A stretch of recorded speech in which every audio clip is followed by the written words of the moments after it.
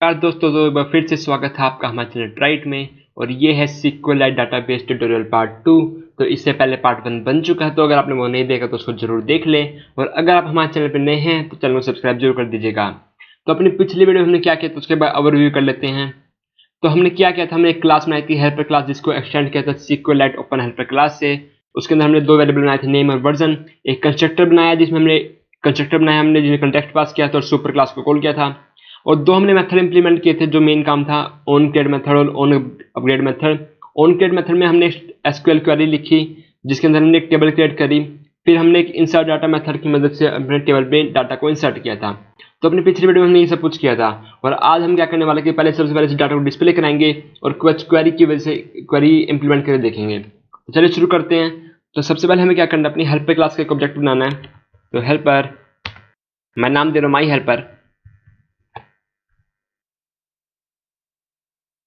Helper equal to new helper, और pass कर दें हमने कंटेक्ट इसमें, जो कि दिस। फिर अब हमें क्या करना है, एक SQLite डाटाबेस बनाना है। तो SQLite डाटाबेस, नाम देते हैं इसको database, equal to my helper dot. तो आप देख सकते हैं यहाँ पे दो ऑप्शन आ रहा है, गेट राइटेबल डाटाबेस और गेट रीडेबल डाटाबेस। तो इनमें फर्क क्या है? रीडेबल डाटाबेस वो होता है जिससे आप खाली डाटा को रीड कर सकते हैं, मतलब जो डाटा उसमें पहले स्टोर आप उसको डिस्प्ले कर सकते हैं, उसको देख सकते हैं, लेकिन उसमें कोई चेंजेस नहीं कर सकते। जबकि राइटेबल डाटाबेस से आप जो डाटाबेस है उसको रीड भी कर सकते हैं और साथ में हम चेंजेस भी कर सकते हैं। चेंजेस कैसे? जैसे उसको अपडेट करना हो या कुछ डिलीट करना हो उसमें से, तो वो सब कुछ आप कर सकते हैं राइटेबल डाटाबेस की मदद से। तो गेट राइटेबल डाटाबेस पे हम क्लिक करेंगे, कर देंगे इसको क्लोज। ठीक है। तो अब हमें डाटा को डिस्प्ले कराना है। तो डाटा को डिस्प्ले कराने के लिए हम इसमें यूज करते हैं कर्सर का। तो कर्सर क्या चीज है? तो कर्सर बेसिकली एक पॉइंटर है जो आपके एक रो को पॉइंट करता है। कैसे, देखते हैं अभी। तो जैसे हमारी ये टेबल है जो हमारी बन जानी चाहिए अब तक, तो हमारा जो कर्सर होगा वो सबसे स्टार्टिंग में पॉइंट कर रहा होगा इस वाली रो को, जिसमें आईडी, नेम, ब्रांच और सैलरी लिखा है। तो इस रो को पॉइंट कर रहा होगा। तो हम उसमें एक मेथड लगाएंगे, cursor dot move to next. तो फिर वो इस रो को पॉइंट करने लगेगा, जतिन इलेक्ट्रिकल वाली को। फिर हम डाटा निकाल लेंगे अपना। फिर हम दोबारा मूव टू नेक्स्ट लगाएंगे, तो फिर वो ID2 वाली रो को पॉइंट करने लगेगा। फिर ऐसे ही इसमें डाटा फेच कर लेंगे। तो ऐसे आगे आगे मूव करता रहेगा वो। ठीक है। तो चलिए देखते हैं कोड में इसको कैसे करना है। तो सबसे पहले एक कर्सर का ऑब्जेक्ट बनाएंगे, cursor cursor equal to database. अब हम एक क्वेरी लिखने वाले हैं जो हमें कर्सर रिटर्न करते हैं, डाटाबेस डॉट रो क्वेरी। और यहाँ हम अपनी क्वेरी लिखेंगे, तो इन्वर्टेड कॉमर्स सेलेक्ट। हमें सेलेक्ट करना है, क्या सेलेक्ट करना है? हमें नेम सेलेक्ट करना है, नेम, ब्रांच और सैलरी। तो नेम, ब्रांच, सैलरी हमें सेलेक्ट करनी है। फ्रॉम, फिर नाम देंगे हम टेबल का जो कि है स्टूडेंट्स, और पास कर देंगे एक स्ट्रिंग एरे। स्ट्रिंग एरे की पास कर देंगे, इसका मतलब थोड़ी देर में समझ में आ जाएगा आपको। तो एक स्ट्रिंग एरे पास कर दिया हमने, कर देंगे इसको क्लोज। अब चेक करेंगे if cursor is not equal to null. तो इस लाइन का मतलब है कर्सर नल तो नहीं है। कर्सर नल कब होगा? तो कर्सर नल होगा जब जब आपका कोई ऐसा डाटाबेस एग्जिस्ट ही ना करता हो, या फिर आपकी कोई टेबल स्टूडेंट नाम की एग्जिस्ट ना करती हो, तो आपका कर्सर जो होगा नल रिटर्न हो जाएगा। तो हमें चेक करना है कि कहीं हमारा कर्सर नल तो नहीं है। तो अगर कर्सर नल नहीं है तो हमें क्या करना है, cursor dot move to first. तो मूव टू फर्स्ट क्या करेगा? तो आपने बेसिकली कर्सर बना दिया, तो मूव टू फर्स्ट करके आपने क्या किया, आपने उसको इस वाली जो हमारी ये रो है आईडी, नेम, ब्रांच, सैलरी वाली, इस वाली रो पे आप उसको ले आए मूव टू फर्स्ट से। अब आपको अगली रो पे लेके जाना, तो आप मूव टू नेक्स्ट कर देंगे। तो लेकिन पहली बार इसको लाने के लिए हमें मूव टू फर्स्ट कॉल करना पड़ता है। ठीक है। तो हमारी आईडी वाली उस पर आ चुका है वो। अब हमें क्या करना है, हम एक डू वाली लूप के जरिए डाटा फेच करेंगे। कैसे करेंगे देखते हैं। डू वेरिएबल बनाते हैं स्ट्रिंग नेम इक्वल टू, क्या करेंगे, कर्सर डॉट गेट स्ट्रिंग, और यहां पास करेंगे अपना कॉलम इंडेक्स। तो कॉलम इंडेक्स क्या होता है वो भी देख लेते हैं। तो जैसे हमने इस टाइम अपनी क्वेरी लिखी है सिलेक्ट नेम, ब्रांच और सैलरी, मतलब इन तीनों फील्ड को हम सिलेक्ट कर रहे हैं। तो इनमें ही जो आपको कॉलम इंडेक्स डिस्ट्रीब्यूट हो जाएगा, यानी कि नेम को कॉलम इंडेक्स मिलेगा 0, ब्रांच को मिलेगा 1 और सैलरी को मिलेगा 2। अगर आप लिखते कि select ID, name and branch, तो आईडी को मिलता है 0, नेम को मिलता है 1 और ब्रांच को मिलता है 2। और आप लिखते हैं सिलेक्ट आईडी एंड ब्रांच, तो आईडी को मिलता है 0 और ब्रांच को मिलता है 2। तो इस हिसाब से है कि आपने जितनी भी चीजें सिलेक्ट करनी है उनमें से रो कॉलम वाइज ना आपके जो कॉलम इंडेक्स है वो डिस्ट्रीब्यूट हो जाएगा। तो फिलहाल हमारा जो नेम वाला है इसका कॉलम इंडेक्स है 0, ब्रांच वाले का है 1 और सैलरी वाले का है 2। तो लिखते हैं यहाँ पे, तो string name equal to cursor dot get string और यहाँ कॉलम इंडेक्स पास करेंगे जो कि है 0। ऐसे ही string branch equal to cursor dot get string और कॉलम इंडेक्स ब्रांच क्या है 1 कर देंगे इसको क्रॉस। ऐसे ही डबल हमारी salary equal to cursor dot get double और पास कर दें कॉलम इंडेक्स जो कि है स्ट्रिंग 2। तो हमारा हो चुका है। अब एक स्ट्रिंग बिल्डर का ऑब्जेक्ट बनाते हैं। तो string builder equal to new. String builder का काम होता है, काम मतलब हेल्प करता है हमें अपनी स्ट्रिंग को बिल्ड करने में। कैसे वो देखते हैं अभी। तो बिल्डर डॉट अपेंड। तो मैं आपको अपेंड के बारे में पहले बता चुका हूँ। दो चीज होती है हमारे पास, सेट टेक्स्ट और अपेंड। एग्जाम्पल से बताता हूँ कि आपका एक टेक्स्ट व्यू है जिसमें आपका 1 सेट है टेक्स्ट, और अब आप पास करते हैं कि text view dot set text 2। तो सेट टेक्स्ट क्या करेगा, उस 1 को हटा के 2 कर देगा। जबकि अगर आप पास करते हैं कि टेक्स्ट व्यू डॉट अपेंड 2, तो वो क्या करेगा, उस 1 के आगे 2 लगा देगा और उसको 12 बना देगा। तो ये फर्क होता है अपेंड में और सेट टेक्स्ट में। अपेंड जो होता है वो डाटा आगे आगे ऐड करता रहता है। तो इसमें हमें क्या करना है, हमें करना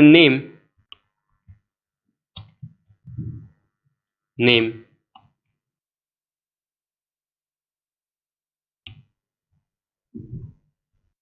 ब्रांच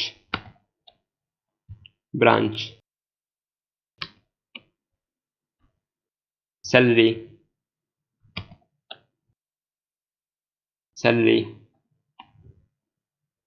दो बैकस्लैश n लगाएंगे हम न्यू लाइन के लिए। तो हमारा हो चुका है कि बिल्डर के अंदर सारा डाटा आता रहेगा। अब वाइल लूप लिखते हैं, वाइल पार्ट लिखते हैं, मतलब इसका cursor dot move to next करते हैं क्रॉस। तो अभी क्या करेगा कि वाइल लूप जो है हमारे कर्सर को अगली अगली रो में शिफ्ट करता रहेगा, और डू लूप जो है वो डू वाला जो पार्ट है इसका, वो उस रो से डाटा को फेच करता रहेगा इस मेथड से, गेट स्ट्रिंग और गेट डबल से। ठीक है। तो जब तक कर्सर हमारा अगली लाइन में जाता रहेगा, डाटा हमारा निकलता रहेगा, और जैसे ही अगली लाइन एम्प्टी होगी, मतलब अगली लाइन में कोई डाटा नहीं होगा, तो ये cursor dot move to next false return कर देगा। तो वाइल लूप में 0 आ जाएगा, जिसके कारण हमारा डू वाइल लूप स्टॉप हो जाएगा। तो अब हमें क्या करना है, हमारा जो टेक्स्ट व्यू है, जाएंगे अपने एक्सएमएल फाइल में, जो टेक्स्ट व्यू है इसकी टेक्स्ट हटाते हैं यहाँ से, और आईडी सेट करते हैं इसकी, आईडी में सेट करो इसकी टीवी। यहाँ टेक्स्ट व्यू का ऑब्जेक्ट क्रिएट करेंगे। तो text view TV equal to find view by ID resource dot ID dot TV करके इसको क्लोज, और टीवी डॉट सेट टेक्स्ट। हमें क्या सेट करना है इसमें, जो हमारे बिल्डर में डाटा है, तो बिल्डर डॉट टू स्ट्रिंग। तो इसमें हमारा बिल्डर का सारा डाटा हमारे टेक्स्ट व्यू में सेट हो जाएगा। तो ये था, इतना ही। रन करते हैं एप्लीकेशन को और देखते हैं कि हमारा डाटा डिस्प्ले कराता है कि नहीं कराता। तो हमारी एप्लीकेशन इंस्टॉल हो रही है।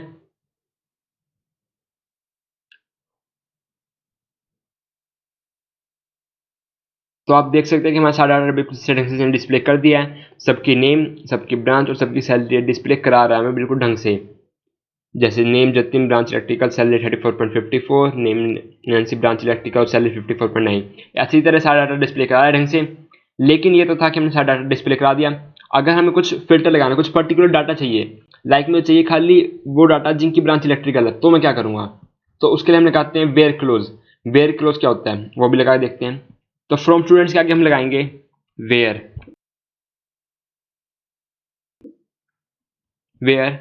अब मैं चाहता हूं कि जिनकी ब्रांच इलेक्ट्रिकल है खाली वही दिखाया जाए। तो ब्रांच इक्वल टू हम यहां डालेंगे क्वेश्चन मार्क, और एक क्वेश्चन मार्क का वैल्यू यहाँ कहाँ डालेंगे हम, इस एरे में। तो यही काम है इस एरे का कि यहाँ जो वेयर क्लोज में क्वेरी लगाते हैं उनका वैल्यू आप यहाँ पास करते हैं। तो मैं यहाँ पास कर दूंगा इलेक्ट्रिकल।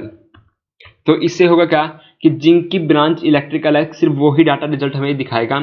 तो आप देख सकते हैं where branch equal to question mark, और यहाँ पे इस स्ट्रिंग एरे में मैंने पास कर दिया इलेक्ट्रिकल। तो रन करते हैं एप्लीकेशन को। तो अभी यहाँ 4 रिजल्ट दिखा रहा था, लेकिन अब चेंजेस अप्लाई होने के बाद देखेंगे आपकी 2 ही रिजल्ट दिखाएगा हमें खाली। तो अब देख सकते हैं कि अब खाली 2 ही रिजल्ट दिखा रहा है, क्योंकि इन दोनों की ही ब्रांच इलेक्ट्रिकल है। तो इस तरह से हम अपने डाटा को फिल्टर करते हैं। लेकिन अगर मैं अब चाहता हूँ कि जिनकी ब्रांच इलेक्ट्रिकल है या फिर इलेक्ट्रॉनिक्स है, तो क्या करेंगे, तो हम क्या करेंगे, वेयर ब्रांच इक्वल टू ये, फिर ऐड करेंगे हम और branch equal to question mark. आप ध्यान दीजिएगा मैंने यहाँ पे और लिखा है, एंड नहीं लिखा। और एंड में अलग अलग क्वेरी होती है, मतलब बिल्कुल मतलब चेंज हो जाता है उसका। हम यहाँ पास करेंगे इलेक्ट्रॉनिक्स और करते हैं दोबारा से रन। तो इस बार आप देखेंगे कि हमें इलेक्ट्रिकल और इलेक्ट्रॉनिक्स वाला सारा डाटा दिखा देगा हमें। तो अभी 2 दिखा रहा था मैं, अब 3 रो हमारी आ चुकी है। ये आइटम ऐड हो चुका है क्योंकि इसकी ब्रांच इलेक्ट्रॉनिक्स है। तो इस तरह से हम अपने डाटा को फिल्टर करते हैं। और लेकिन मैं चाहता हूँ अब कि खाली वो ही दिखाए जिसकी ब्रांच भी इलेक्ट्रिकल हो और जिसका नेम जतीन हो, खाली वो रिजल्ट दिखाए हमें। तो क्या करेंगे, इस और को हटाएंगे यहाँ से हम और ऐड करेंगे एंड। और मतलब क्या होता है कि कोई भी एक कंडीशन सेटिस्फाई हो जाए, दोनों सेटिस्फाई हो जाए। जबकि एंड में क्या, दोनों ही सेटिस्फाई मस्ट होनी चाहिए, मतलब ब्रांच भी इलेक्ट्रिकल होनी चाहिए और name equal to question mark. और यहाँ पास कर देते हैं अपना नेम जो हमें चाहिए, जतिन। मतलब उसकी ब्रांच भी इलेक्ट्रिकल होनी चाहिए, नेम भी जतिन होनी चाहिए, दोनों चीजें सेटिस्फाई होनी चाहिए। करते हैं रन। तो इस बार देखें खाली एक ऑब्जेक्ट हमें दिखाने वाला है, तो खाली एक ही हमें रो दिखा रहा है जिसके नेम जतिन है, ब्रांच इलेक्ट्रिकल और सैलरी तो ये है ही। तो ये था कि अपने डाटा को कैसे फिल्टर करते हैं वेयर क्लोज की मदद से। अब बात कर लेते हैं कि डाटा को अपडेट कैसे करना है और डाटा को डिलीट कैसे करना है। तो चलिए देखते हैं। तो हम क्या करेंगे, जो हमारा डाटाबेस है उस पर एक मेथड लगाएंगे डाटाबेस डॉट अपडेट। तो हमने मेथड कॉल कर दिया। इसके अंदर में 4 चीजें पास करनी है। सबसे पहला जो पैरामीटर है वो है टेबल का नाम जो कि है स्टूडेंट्स। फिर हमें पास करना है कंटेंट वैल्यूज की वैल्यू अपडेट करनी कौन सी आपको। तो उसके लिए हमें क्या करना है, कंटेंट वैल्यू का ऑब्जेक्ट बनाना होगा पहले। तो बनाते हैं content values values equal to new content values. अब क्या करेंगे हम, वैल्यूज डॉट पुट। और यहाँ हम क्या चेंज कर रहे हैं, हम सैलरी सेट कर रहे हैं, सैलरी इसको कर देते हैं 97.54 और कर देंगे इसको क्लोज। और अब इस डाटाबेस डॉट अपडेट में हमने पहला पैरामीटर पास किया था टेबल का नाम, और फिर पास करने हमें वैल्यूज। तो पास करते हैं वैल्यूज। फिर हमें पास करना है वेयर क्लोज। जैसे हमने यहाँ कंडीशन लगाई थी कहाँ पे चेंजेस करने हैं, तो यहाँ भी हमें चेंजेस सेट कर, अगर आप वेयर क्लोज नहीं लगाते, नल पास करते हैं, तो सबकी सैलरी ही 97.54 कर देगा। लेकिन मैं चाहता हूँ कि खाली उसकी सैलरी 97.54 हो जिसका ब्रांच इलेक्ट्रिकल है, या फिर कह सकते हैं जिसका नेम जतीन है। तो नेम पे लगाते हैं। तो उसके लिए हमें क्या करना होगा, हमें वेयर लिखने की जरूरत नहीं होती। यहाँ पे हम स्ट्रिंग बनाएंगे, उसमें लिखेंगे name equal to question mark. और वहाँ उसी तरह हर बार की तरह यहाँ एक स्ट्रिंग एरे पास करेंगे, तो न्यू स्ट्रिंग एरे, और इसमें पास कर देंगे जतिन। तो इससे होगा क्या कि स्टूडेंट्स टेबल में जिसका नेम जतिन होगा उसकी सैलरी अपडेट करके कर दिया है 97.54। तो अभी आप देख सकते हैं कि यहाँ पे सैलरी 34.54 है। जबकि मैं अब इस एप्लीकेशन को रन करूँगा तो जल्दी हमारी जो क्वेरी है अब एग्जीक्यूट होगी। तो आप देखेंगे कि यहाँ पे अब सैलरी 97.54 अपडेट कर दी है इसने। तो ये था कि हम डाटा को कैसे अपडेट करते हैं। एक बार और करके देखते हैं एक चेंजेस और। तो एक और ऑब्जेक्ट बनाएंगे कंटेंट वैल्यूज का, कंटेंट वैल्यूज वैल्यूज 1, इसको नाम दे दिया मैंने न्यू कंटेंट वैल्यूज। अब हम क्या करेंगे, वैल्यूज 1 डॉट पुट। इस बार ब्रांच चेंज करके देखते हैं। तो यहाँ पास करेंगे ब्रांच और यहाँ पास करेंगे माइनिंग, कर देंगे इसको क्लोज। और अब हम क्या करेंगे, डाटाबेस डॉट अपडेट, टेबल का नाम देंगे सबसे पहले वो है स्टूडेंट्स। फिर पास करेंगे अपनी वैल्यूज, तो वो है वैल्यूज 1। फिर हमें पास करना है वेयर क्लोज। तो मैं चाहता हूँ कि जिसकी आईडी 4 है ना उसकी ब्रांच चेंज कर दूं मैं, फिर ID equal to question mark. और अब यहाँ क्या पास करेंगे हम, एक स्ट्रिंग एरे, तो न्यू स्ट्रिंग एरे, और इसमें पास कर देंगे हम आईडी की वैल्यू 4 की जिसकी आईडी 4 है उसकी ब्रांच चेंज करके माइनिंग कर देनी है। और यहाँ पे हम ये जो हमने कंडीशन लगाई कर्सर में इसको हटा देंगे ताकि हमारा सारा डाटा डिस्प्ले हो। तो वेरी क्लोज हटा दिया हमने यहाँ से और इस एरे को भी खाली कर देंगे यहाँ से और रन करते एप्लीकेशन को।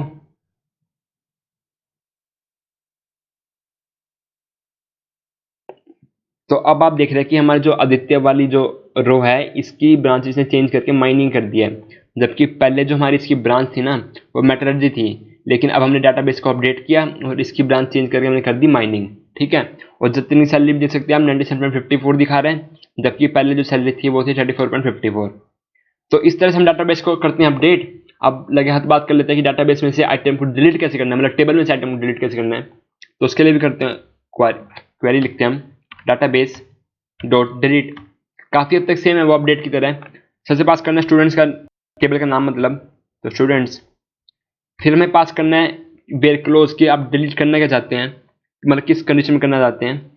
तो मैं चाहता हूँ कि जिसकी branch equal to question mark, मैं ब्रांच के हिसाब से डिलीट करना चाहता हूँ, और यहाँ पास कर दूंगा न्यू स्ट्रिंग एरे, और यहाँ पास कर दूंगा मैं इलेक्ट्रॉनिक्स। अब इससे होगा क्या कि स्टूडेंट्स टेबल में जिसके भी ब्रांच इलेक्ट्रॉनिक्स होगी, इलेक्ट्रॉनिक्स वो वाली आइटम डिलीट हो जाएगी पूरी तरीके से। तो रन करते हैं एप्लीकेशन को। तो अभी आप देख सकते हैं कि यहाँ पे 4 आइटम दिखा रहा है, जिसमें तीसरी निकेत वाली ब्रांच, निकेत की ब्रांच है इलेक्ट्रॉनिक्स। तो अभी अपडेट होने के बाद क्या हुआ कि हमारे पास तीसरी आइटम हट चुकी है। अब 4 में से खाली 3 आइटम बची है, और जिसकी ब्रांच इलेक्ट्रॉनिक्स थी वो इसने हटा दिया है। तो दोस्तों ये था डिलीट मेथड। तो आज की वीडियो में काफ़ी कुछ जानना। सबसे पहले हमने बात करी कि डाटा को डिस्प्ले कैसे करते हैं, कर्सर की मदद से एक रो क्वेरी रन करी हमने जिसने हमें कर्सर रिटर्न किया। फिर हमने डाटा को डिस्प्ले किया डू व्हाइल लूप की मदद से। फिर हमने बात करी डाटाबेस डॉट अपडेट मेथड की, जिसमें हमने डाटा को अपडेट किया। फिर डिलीट मेथड की बात करी जिसमें हमने आइटम को एक डिलीट किया। तो दोस्तों ये था SQL पार्ट 2। अगली वीडियो में हम बात करने वाले हैं इस ऑन अपग्रेड मेथड के बारे में। हालांकि इसका सब कुछ हो चुका है, कुछ बचा नहीं है इसमें वैसे, पर थोड़ी सी बात करनी है हमें। ऑन अपग्रेड मेथड बेसिकली जब भी कॉल होता है जब कोई चेंजेस होते हैं, और चेंजेस हमने यहाँ कर चुके हैं। तो अब बस अगले वीडियो में हम बात करेंगे, हमें पता क्या चलेगा कि रन हुआ है कि नहीं हुआ। तो आई होप कि आपको आपकी आज की वीडियो समझ में आ गई होगी। अगर कोई डाउट हो तो आप मुझे बता सकते हैं कमेंट सेक्शन में।